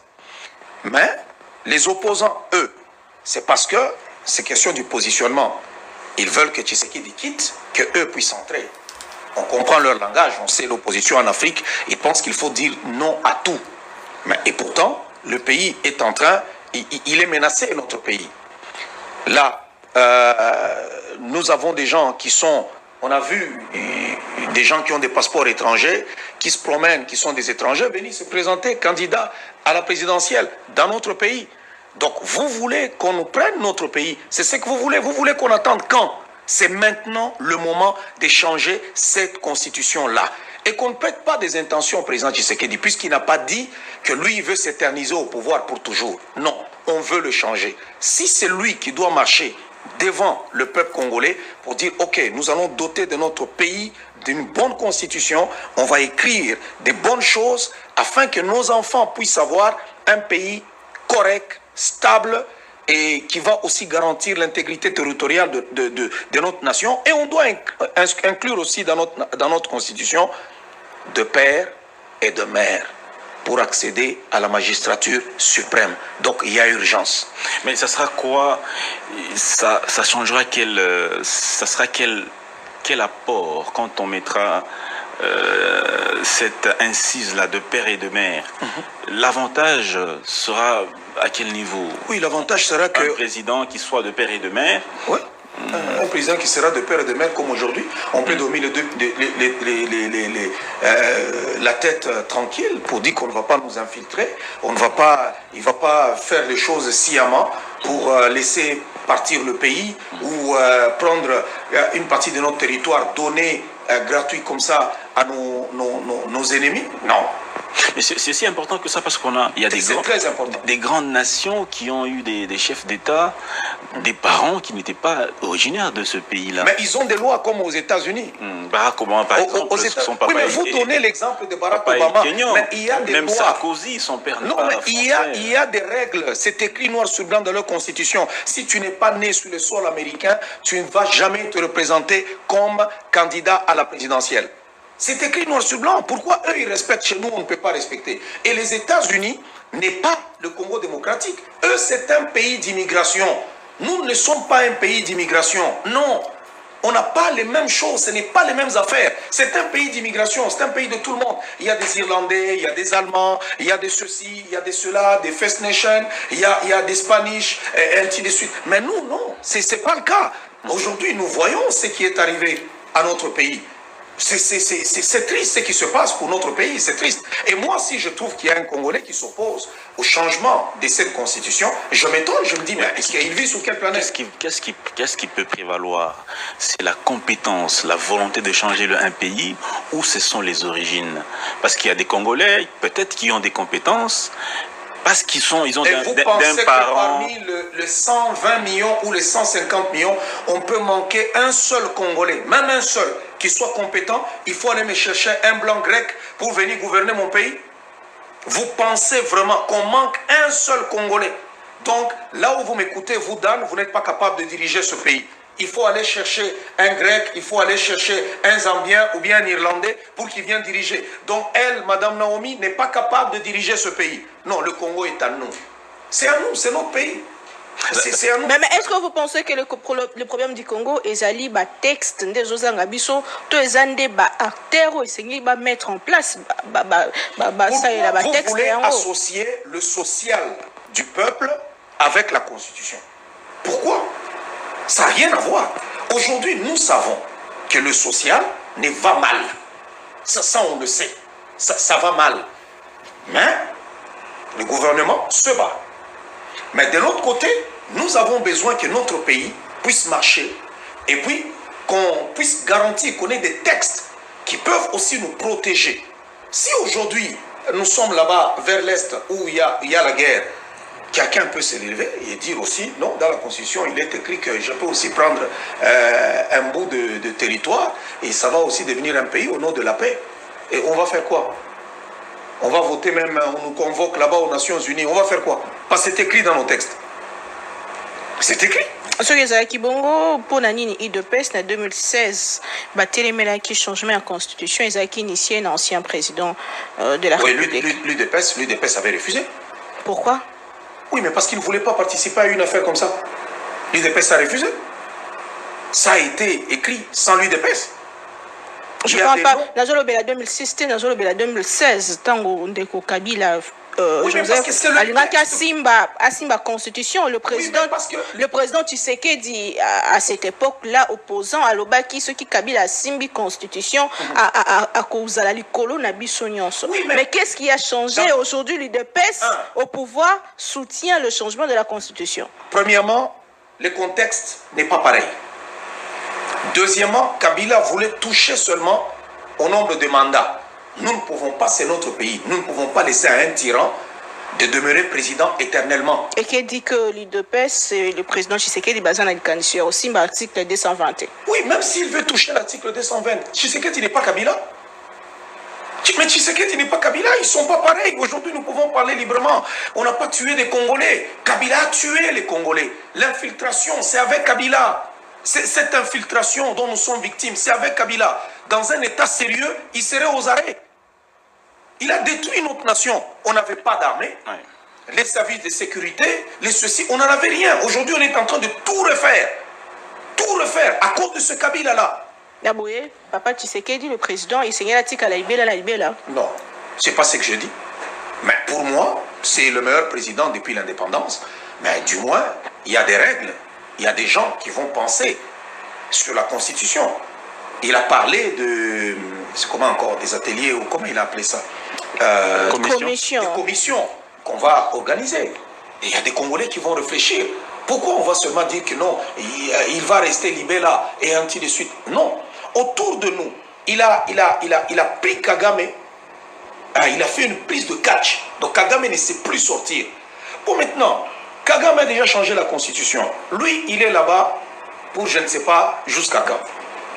Museveni, la même chose, et ainsi de suite. Pourquoi nous voulons changer notre constitution, notre chef, qui lui est en train de se battre contre ces gens-là? Vous voulez qu'on nous prépare encore un monsieur à l'extérieur pour venir nous l'amener ici?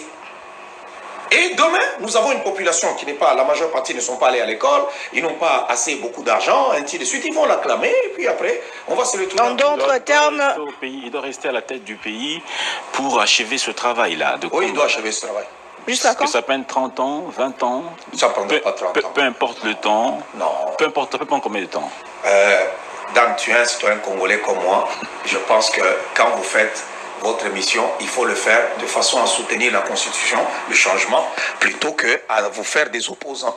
Non, ça ce n'est pas du tout correct, parce que vous, en tant que journaliste, vous avez la mission de soutenir c'est que notre nation, moi je ne dis pas de soutenir le président Tshisekedi pour qu'il soit 50 ans ou 100 ans au pouvoir. Non, c'est pas ça le but.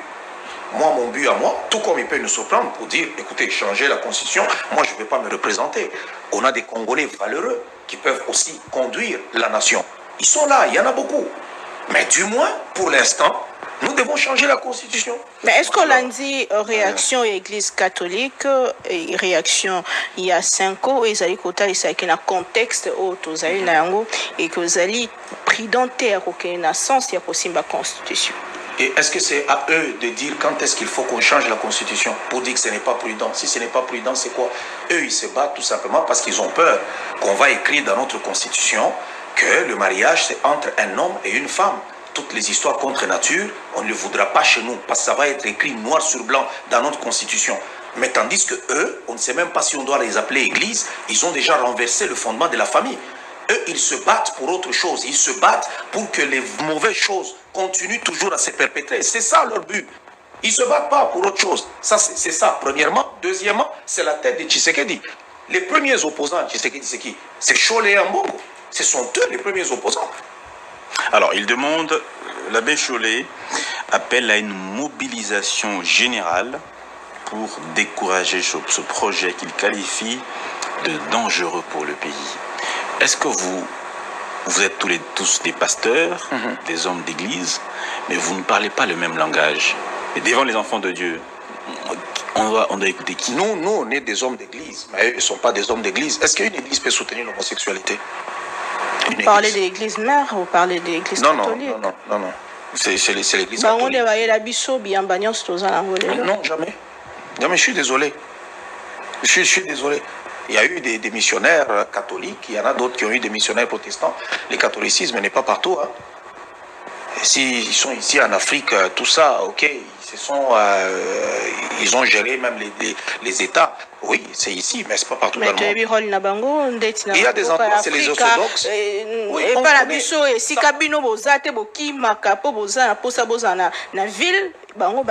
Partout, il y a des écoles catholiques dans le village.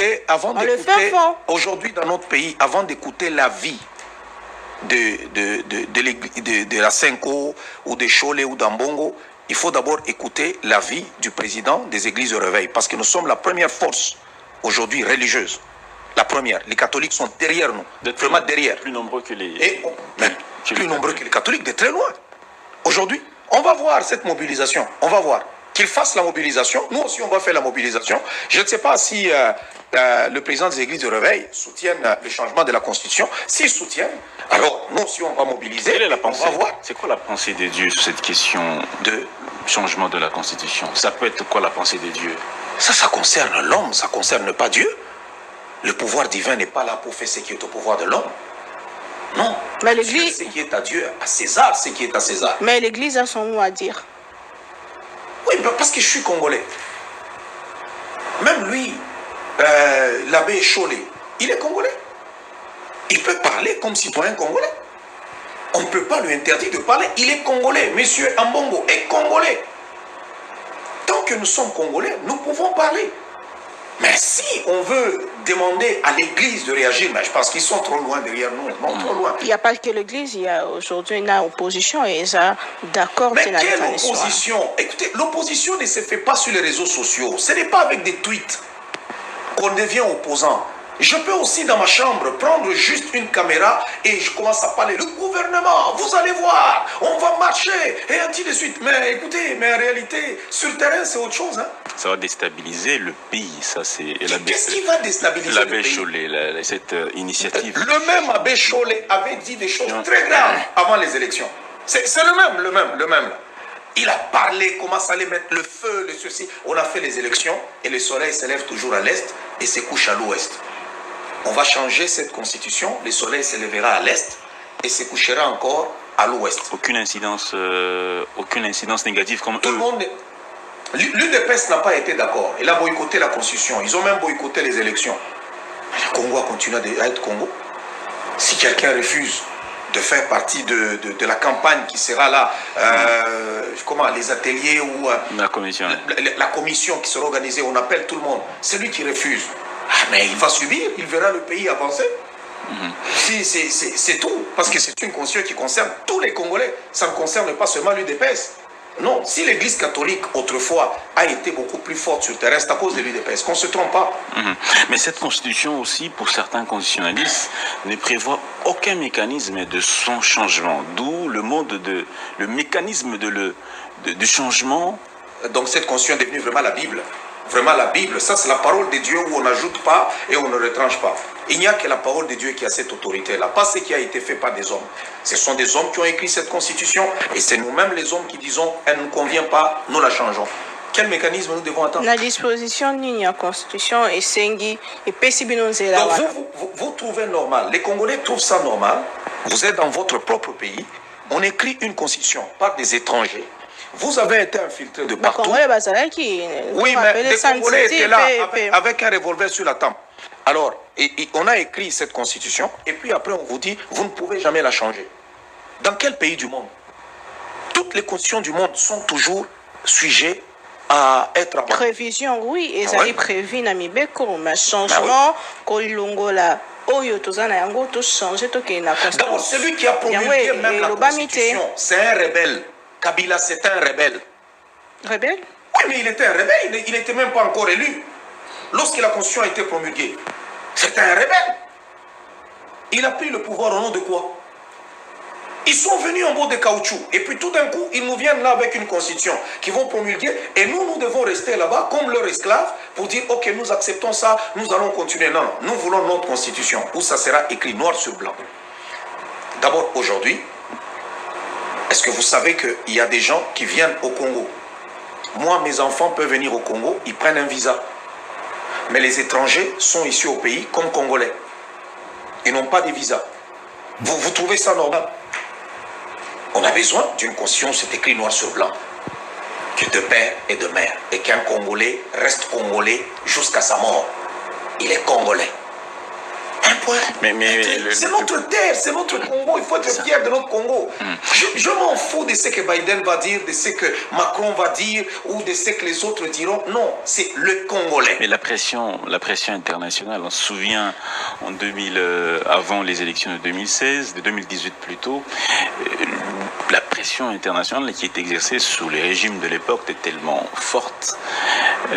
Tout le monde aller dans l'essence de dire au président Kabila d'abandonner ce projet-là qui risque... C'était l'UDPS qui a fait pression. Qui risque d'embraser le pays. Il n'y a pas simplement l'UDPS, il y avait également les catholiques qui marchaient avec l'UDPS. Le catholique, si les catholiques étaient aussi forts, je pense qu'on n'aurait pas eu des élections dans ce pays. Parce qu'Ambongo ne voulait pas voir Félix Tshisekedi encore président pour 5 ans, ni même Chollet. Il ne voulait pas du tout. Qui vous dit ça? Oui, mais il fallait écouter leur déclaration. Monsieur Chollet a tout tenté. Il a tout tenté. Vous avez oublié les déclarations? Ils ont tout tenté. Mais aujourd'hui, on ne fait pas l'opposition sur les réseaux sociaux. C'est ce qu'il faut que les gens comprennent. Et Jean-Marc Abound, qui était avec l'UDPS à l'époque, disait « Nous et l'Église catholique, nous sommes partenaires. » C'est du 50-50. Mais aujourd'hui, ça a changé. Oui, ça a beaucoup changé. Hein. Les années passent. Hein. Les années passent, ça passe trop vite. Ça passe trop vite. Aujourd'hui, ça a déjà changé. Ils ont joué des mauvaises cartes, tout ça, et ils ont perdu des crédibilités d'abord. Ils n'en ont pas de crédibilité, ce qui fait que le peuple ne les suit pas. Si le peuple les suivait, on n'aurait pas eu des élections, même dans ce pays. Ils ont perdu beaucoup. Et je pense qu'on ne peut pas quand même comparer Mosengo avec Ambongo. Vous comprenez un peu? C'est plus pareil. C'est quoi la différence? Oui, la différence, c'est que Mosengo incarnait quand même quelque chose. C'est quelqu'un, quand il pouvait parler, sa parole avait quand même du poids. Mais Ambongo, aujourd'hui, il est passé sur France 24. Qu'est-ce qu'il a dit? Ça a changé quoi? Ce sont tout simplement les Congolais, ils aiment ça, tout ça bavarder, qui ont donné... Le pays est en faillite. Ami Tunini, tout ça, mais pour tout dans la probe. Avant de recevoir d'abord l'Égypte, il devait refuser la Jeep pour dire que le pays est en faillite. Pourquoi moi je dois recevoir des Jeeps? Il devait refuser que le pays est en faillite. Pourquoi moi je dois recevoir des dons de millions? Il devait refuser. Quand on lui donne des millions, il accepte. Pendant que le pays est en faillite. Qui donne des millions à Mbongo? Ah ouais, ben écoutez, d'abord, ils se battent contre le président à cause de la gratuité de l'enseignement. Et puis, des fois, il y a les gouvernements, je ne sais pas s'ils aiment tout le temps cajoler les catholiques. Pourquoi? Ils bénéficient toujours de beaucoup de choses. Les jeeps, les affaires, tout ça. Est-ce que moi, on m'a déjà donné une jeep même de ce côté-là? Rien. Même un président de l'église de réveil, est-ce qu'on lui a déjà donné une jeep? Rien du tout. Mais on leur donne des jeeps. Pourquoi ils n'ont pas refusé? Mais les millions viennent de qui? Les millions viennent de qui? Il y a des clauses, hein, je ne sais pas si ça vient d'où. Bon, ils ont aussi, de l'autre côté, eux, ils soutiennent Moïse Katumbi, qui soutiennent sérieusement. Je ne sais pas le deal qu'il y a entre eux, je ne sais pas quel deal. Mais du moins, nous, c'est notre Congo. Vous êtes un serviteur de Dieu. Qu'est-ce qui prouve qu'il y a un deal entre Moïse Katumbi et les prélats catholiques? D'autant plus que les mêmes prélats... Moïse Katumbi construit sans autorisation, il construit un aérodrome. L'État se lève pour dire, tu n'as pas le droit de faire ça, mais ils sont les seuls à vouloir le protéger, protester. Non, il veut aider la population. Dans quel pays du monde on peut faire ça? Dans quel pays du monde? Dans aucun. Donc c'est là que je dis, est-ce qu'il y a un deal? Je ne sais pas. Ils pensaient qu'ils allaient prendre le pouvoir au président Tshisekedi lors de la dernière élection, mais ils ont monté la poussière.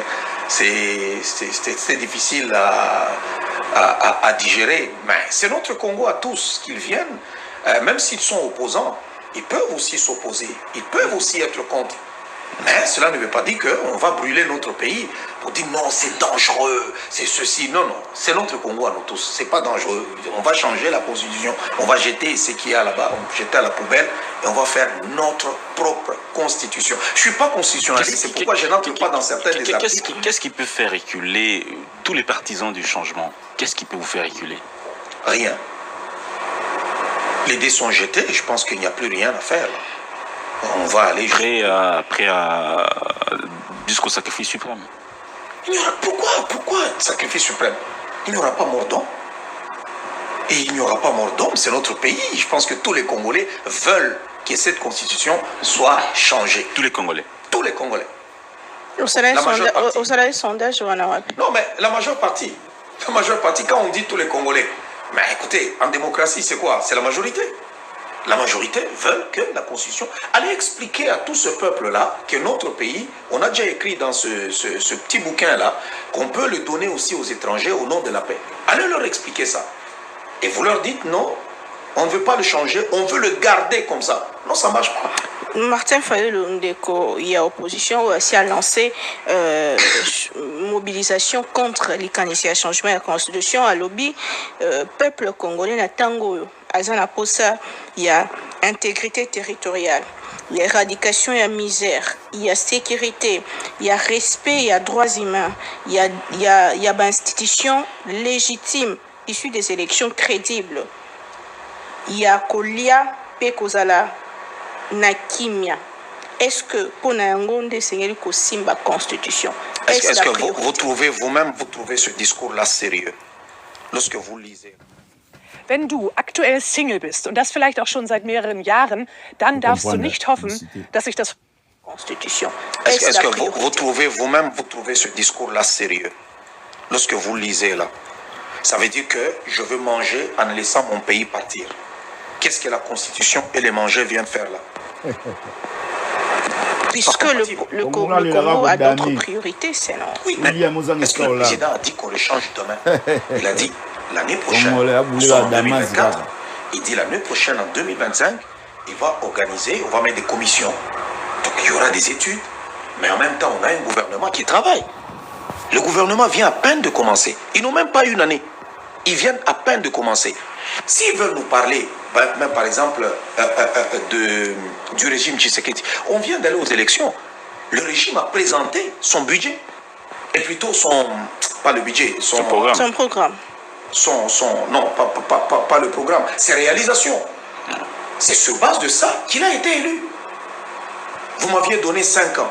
Regardez, j'ai été dérangé par le FCC, j'ai fait ceci, j'ai gouverné peut-être pendant 2 ans. Regardez, j'ai fait la gratuité de l'enseignement, j'ai gratuité de maternité, j'ai construit ceci, j'ai fait cela.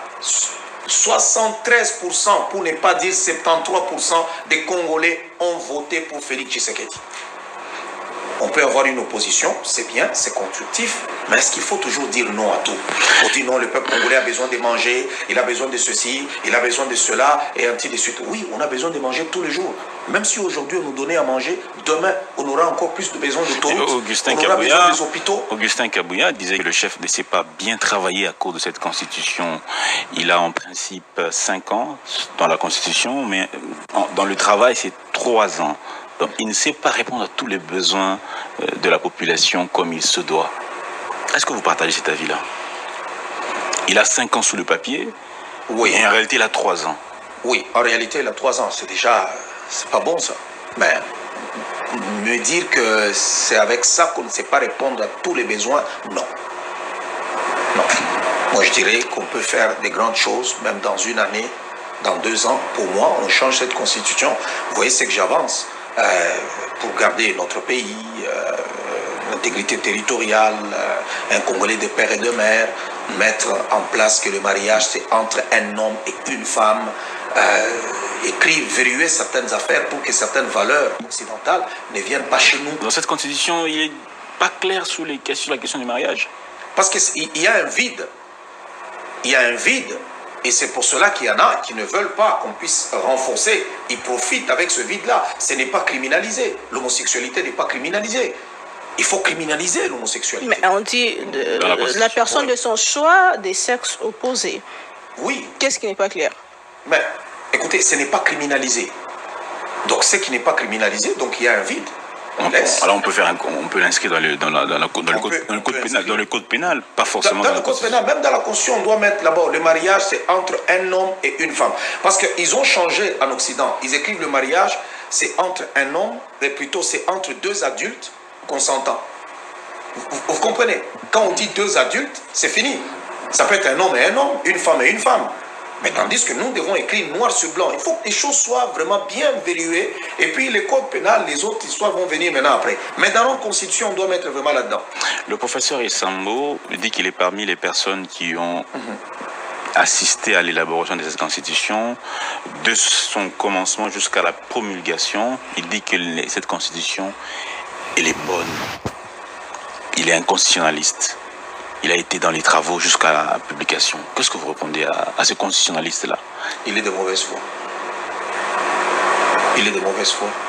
C'est de la malhonnêteté intellectuelle. Il est de mauvaise foi. Comment ça? Tango moko ya ba constitutionnaliste ya minene ya mboka na biso, le professeur André Mbata qui dit que toza la meilleure constitution depuis l'indépendance. Depuis l'indépendance. C'est une déclaration politique.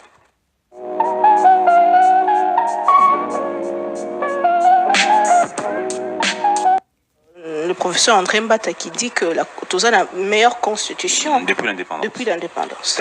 C'est une déclaration politique. Il a voulu parler comme un politicien. Mais là, quand on réfléchit très bien, même les professeurs, parce que dans ce pays, on aime tel professeur a dit, tel professeur a dit, il n'y a que Dieu qui ne se trompe pas. Que tout homme soit reconnu comme menteur. Seul Dieu ne se trompe pas. Non, seul Dieu ne se trompe pas. Ils peuvent être capables de se tromper. On a vu des gens, des savants à l'époque, qui ont dit que Dieu n'existait pas. Mais à leur mort, ils ont dit non, je me suis trompé, Dieu existe. Et il y en a qui ont même dit que la terre était plate. Mais à la fin, ils ont dit que non, la terre était ronde. Donc eux aussi peuvent se tromper. Le professeur Mbata peut se tromper. Le professeur, je ne sais pas, Isambo, il peut aussi se tromper. Ça veut dire qu'ils se sont trompés. Et aujourd'hui, nous regardons droit dans les yeux, nous disons, ils se sont trompés royalement. Dans ce contexte aussi, nous avons une partie du pays qui est entre les mains des ennemis. Comment on va faire si on change comment on va faire dans ce processus de changement de la Constitution, sachant que nous sommes... À ce que je sache, Bunagana est toujours congolais. C'est notre territoire. Il y a quelques aventuriers qui sont en train de s'aventurer là-bas, mais c'est notre territoire. C'est chez nous. Aujourd'hui, on a fait des élections. Malheureusement, ils n'ont pas voté, mais du moins, ils savent que leur président, c'est Félix Tshisekedi. Comment on va faire pour eux? On va organiser les référendums là-bas? Comment on va... On va faire la même chose. On va faire la même chose qu'on a fait lors des élections. La même chose. Sans eux? Oui, mais parce que le territoire est occupé. On est désolé. On est désolé. Mais on les représente. Ce sont nos frères, ce sont nos sœurs. Ils sont congolais comme nous. Ils ne sont pas des étrangers. Donc avec ou sans eux, on peut y aller. Mais est-ce que nous allons arrêter tout? Pourquoi? Parce que Nanga est en train de nous enquiquiner là-bas? Non. Nous nous battons tous les jours pour récupérer les territoires occupés. On se bat tous les jours. Le gros montant, la grosse somme du budget, c'est l'armée. On se bat, on va récupérer ces territoires-là. Mais en attendant, nous continuons à vivre. Et si Kinshasa était entre les mains de ces hommes, on irait dans cette initiative de changement de la Constitution sans Kinshasa? Mais si Kinshasa est entre les mains de ces hommes-là, ça veut dire que le régime a déjà changé, parce que quand tu prends la capitale, tu prends le pouvoir. Si Kinshasa était entre les mains de ces hommes, Nanga serait président.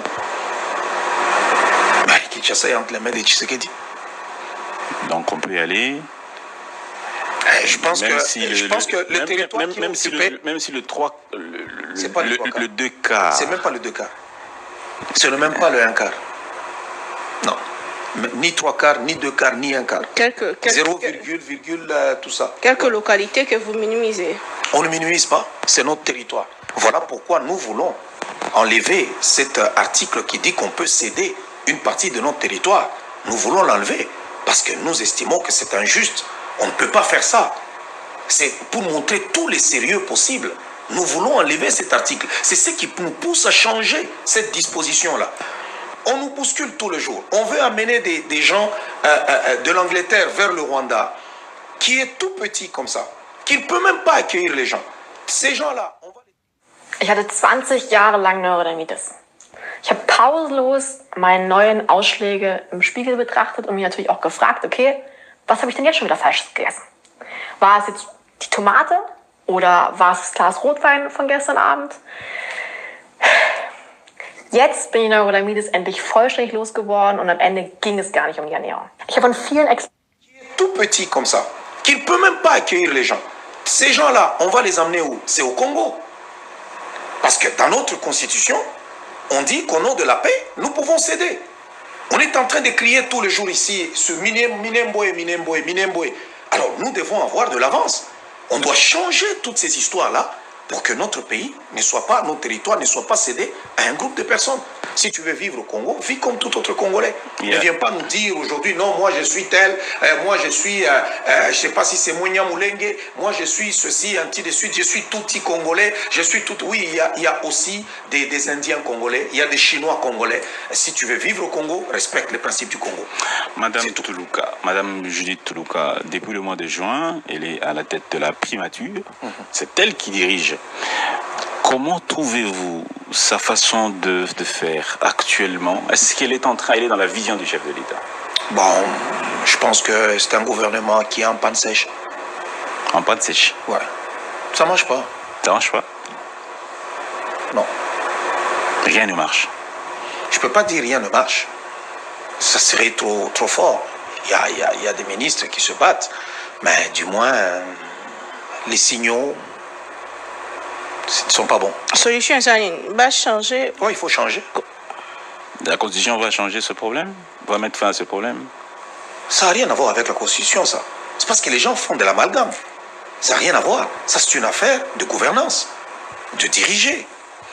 Mais pourquoi Popesi Bango Tangote?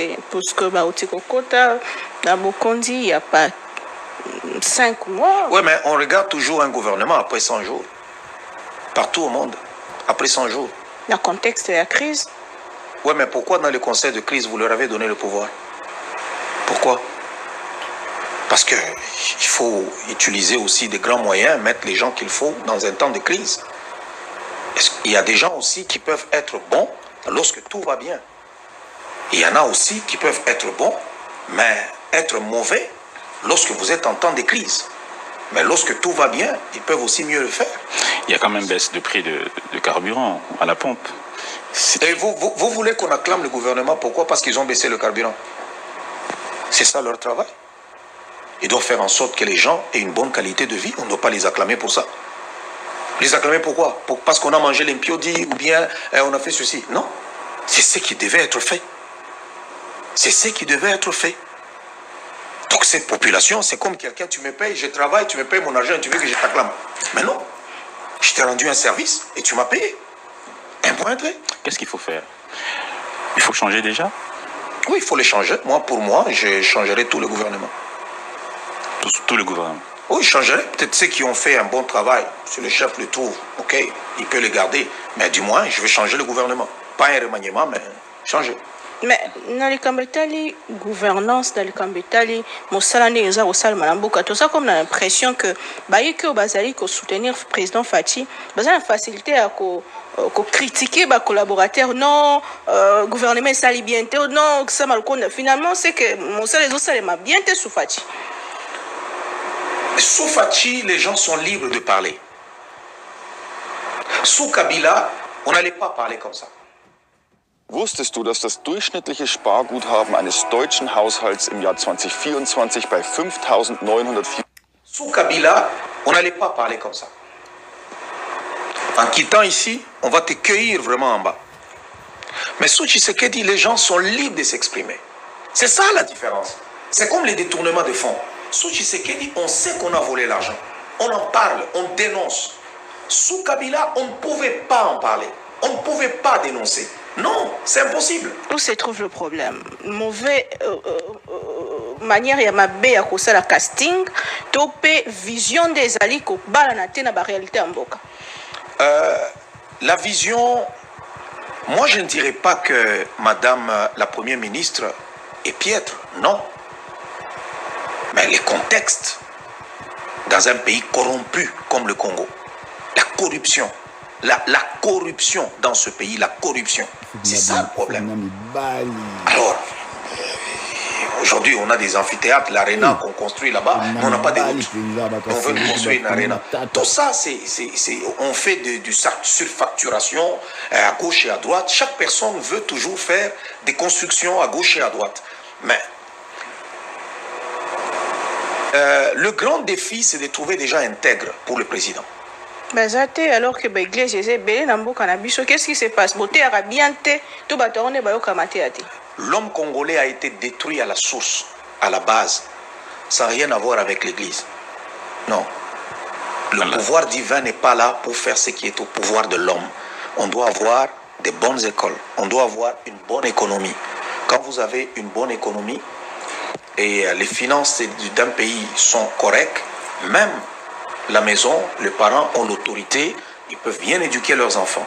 Mais lorsque le papa n'a même pas de salaire, lorsqu'il a un salaire de misère, il ne sait pas prendre charge de sa maison. Vous n'avez qu'à aller sur les réseaux sociaux pour voir comment il n'y a presque plus d'éducation. Le chef de l'État, est-ce qu'il y est pour quelque chose dans ce qui ne va pas? Oui, le chef de l'État y est pour quelque chose, c'est lui qui choisit les gens. Et il devrait assumer, c'est lui qui choisit les gens. Il choisit bien ou mal? Il y a des choix qui n'ont pas été bons. Il y a des choix qui n'ont pas été bons. Ça, c'est un. Et deuxièmement, moi, je dirais tout simplement, c'est...